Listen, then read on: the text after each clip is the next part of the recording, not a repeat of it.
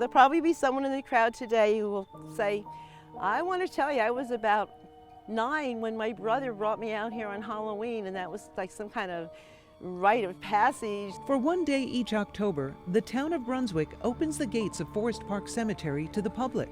October is American Archives Month, and town historian Sharon Zankel wants to connect people with the real history of the cemetery that's been plagued by haunted rumors for decades. There was a time in the 1800s when there were cemetery syndicates that went out to communities and would pull together a group of businessmen to invest in the creation of a cemetery as a moneymaker. So we had a group of men, no experience as undertakers or park operators, or certainly not cemetery operators, and they thought this would be a good idea. They weren't good businessmen either. After spending $75,000 on 200 acres of land and $50,000 on an impressive marble and granite receiving tomb, the founding corporation went bankrupt. So did the second group that had already sold all but 22 acres to what would be the Country Club of Troy. Forest Park Cemetery was eventually abandoned, the once beautiful focal point now attracting the wrong kind of attention as nature hid most of it from view. I did not know, Lydia, that there was a cemetery here. When I drove by, you saw those 4 granite columns. There was no wrought iron.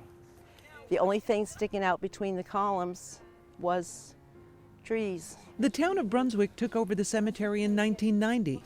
Cleaning out the brush made the damage clear. There's 2 statues over in the Essex plot that back in the 70s, somebody broke the head off and somebody broke the arms off, and it's just, you don't want to desecrate people's graves. But that's exactly what was happening after word of mouth spread that Life magazine listed Forest Park Cemetery one of the top 10 most haunted places in the U.S. Zankel never found the article, but that haunted reputation now lives on the internet, attracting some to the public tour. Seeing that video on YouTube from years ago where people came at night and they make it sound really scary, but it's not. It's actually really beautiful here. There is beauty in the park-like setting, but there is tragedy in the lives of some of those buried here. The Tan family didn't have the best of luck. Lord and Tan, that used to be a store in Troy, he strangled himself in the cellar, and the paperboy found him.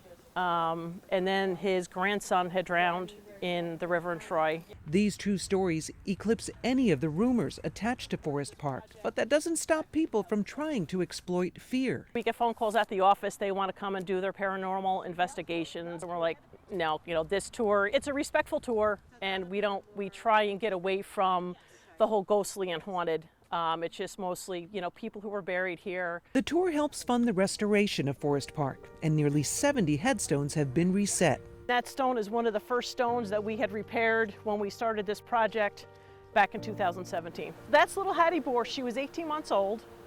She died of the croup. Cemeteries are more than rows of headstones. For anyone who's buried a loved one, they are places to remember their stories. These are people's lives, and they're represented by a small stone. Their death, a part of our lives that doesn't need a ghost story intruding on the memories shared. It's just a great piece of history, and we should be taking care of our history.